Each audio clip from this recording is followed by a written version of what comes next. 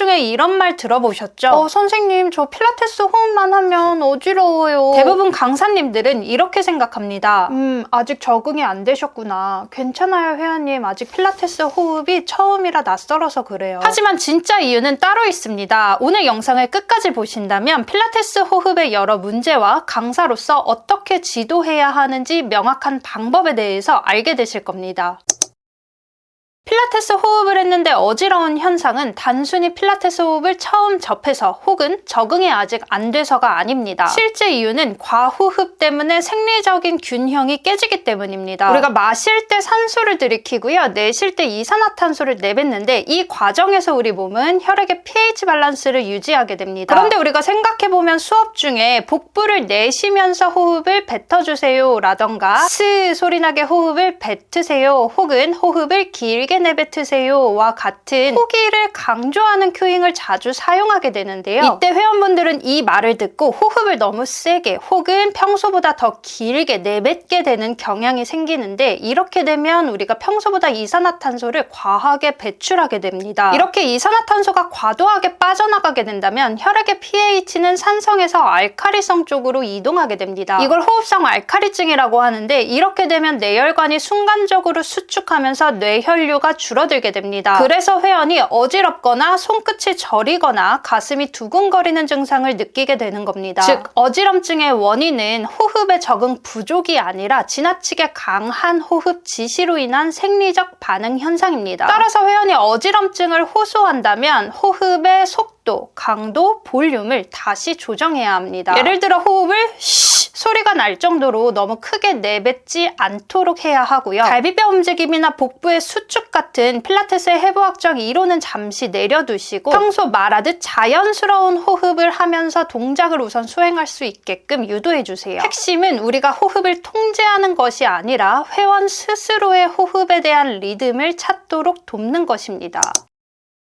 둘째로는 한 번에 너무 많은 정보를 쏟아내는 것에 대한 문제예요. 수업 중에 이런 경우가 많죠. 예를 들어 우리가 호흡을 마실 때는 갈비뼈를 앞뒤 양옆으로 크게 부풀리고요, 내쉴 때는 부풀렸던 갈비뼈를 부드럽게 감싸주면서 복부를 가볍게 수축해주시고 골반기저근을 부드럽게 수축해줍니다. 와 같이 한 번에 많은 큐잉을 와다다다다다 내뱉는 경우요. 의도는 좋습니다. 정확하게 가르치고 싶은 마음이니까요. 하지만 이런 방식은 오히려 회원님의 뇌를 과부하시킵니다. 이걸 인지부하라고 하는데, 우리의 작업 기억은요, 한 번에 처리할 수 있는 정보의 양에 대해서 제한이 있습니다. 특히 초보 회원은 동작 자체를 따라가기에도 버거운 상태인데, 여기에 우리가 아무리 와다다다다다 말을 해봤자 아무것도 제대로 못 느끼고 몸은 오히려 그대로 굳어버릴 겁니다. 결국 우리 강사 선생님들의 좋은 의도와는 달리 이걸 받아들이는 회원의 입장에서는 필라테스 되게 어렵다, 운동 갔는데 머리만 되게 복잡하다와 같은 인식만 남게 되는 거죠. 그래서 저는 이렇게 말씀드립니다. 지도는 세밀하게, 전달은 단순하게. 한 번에 하나의 포인트만 주세요. 예를 들어서 우리가 호흡을 인지한다 라고 한다면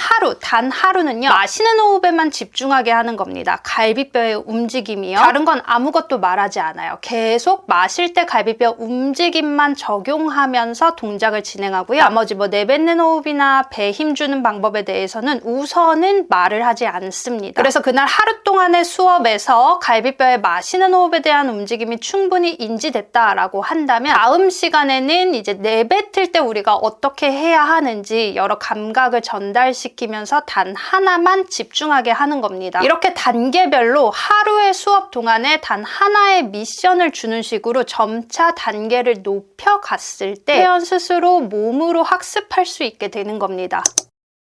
세 번째로 짚고 싶은 것은 초점의 방향입니다. 우리가 초점으로는 내부의 초점과 외부의 초점이 있는데요. 무의식적으로 우리 강사님들이 티칭을 하실 때 내부의 초점에 너무 과도하게 집착을 하는 경향이 있습니다. 예를 들어 복부에 힘주세요, 갈비뼈를 닫으세요, 골반기저근을 수축하세요 와 같은 신체 내부의 움직임이나 근육의 직접적인 작용을 설명하는 게 내부 초점이에요. 이 방식은 정확하게 가르치려는 의도에서 시작되지만 문제 문제는 너무 내부 초점만 강조하게 된다면 오히려 몸의 감각은 경직되게 되고요. 수행력은 떨어지게 된다는 단점이 있습니다. 반대로 외부 초점은 주의를 몸 밖으로 향하게 합니다. 예를 들어 갈비뼈 양옆에 손을 짚고요. 호흡을 마실 때 짚은 손이 양옆으로 밀리게끔 갈비뼈를 부풀려 보세요 라던가, 내쉴 때 갈비뼈의 수축 움직임을 학습시키기 위해서 옆으로 폼롤러 옆구리 사이에 끼워 놓고 눕히게끔 해서요. 내쉴 때 옆구리를 폼롤러에서 떼보세요 라는 큐잉이라던가, 혹은 체형이 너무 과도하게 플랫하거나 과도하게 익스텐드 되어져 있어서 그 체형을 정상 카이포 정렬을 찾아주기 위해서 등으로 벽을 가볍게 밀어보세요 와 같이 외부의 공간이나 사물을 이용하게 된다면요, 그거를 인지하는 과정에서 근육의 협응이나 밸런스, 수행 능력이 확실하게 좋아질 수 있습니다. 실제 연구에서도 외부 초점을 이용했을 때 내부 초점만 이용하는 것보다 학습 유지율이 훨씬 높다는 연구 결과가 있습니다. 물론 내부 초점이 완전히 나쁘다는 얘기는 아닙니다. 오히려 필요합니다. 어느 때에 필요하냐면 특히 첫 단계에서 필요합니다. 나에게 어떤 회원이 처음 왔다, 그래서 처음 가르친다 라고 했을 때 근육의 움직임이나 기능을 학습시키기 위해서 초기 단계에서는 분명히 디테일하게 내부 초점에 대해서 설명이 들어가야 하는데요. 제가 여기서 말하고자 하는 것은 내부 초점만 너무 과도하게 집중하는 것이 아니라 내부 초점을 이용해서 근육의 해부학적 기능이 어느 정도 설명이 됐고 회원이 인지가 되었다면은 반드시 외부 초점으로 관점을 옮겨서 조금 더 진화시켜야 한다라는 것을 이야기하는 겁니다. 결국 정리하자면 시작은 내부 초점으로 감각을 깨우고 완성은 외부 초점으로 흐름을 만들어야 한다는 거예요. 좋은 지도는 어떤 근육을 어떻게 쓰게 할까도 필요하지만 그것뿐만 아니라 어떤 결과를 느끼게 할까를 설계하는 겁니다. 그래서 우리 강사 선생님들의 큐잉도 이렇게 발전시키는 것이 필요합니다. 단순히 복부를 조이세요 대신 허리를 감싸고 있는 벨트를 살짝 조여보세요 라던가, 갈비뼈를 크게 벌리며 호흡을 마셔주세요 대신 숨을 마실 때 옆구리로 공기를 밀어낸다고 생각하세요 처럼 결과를 이미지로 유도하는 게 핵심이에요. 이렇게 초점의 방향만 바꿔도 회원은 조금 더 부드러운 움직임을 만들어낼 수 있고 수업의 퀄리티는 더 높일 수가 있습니다.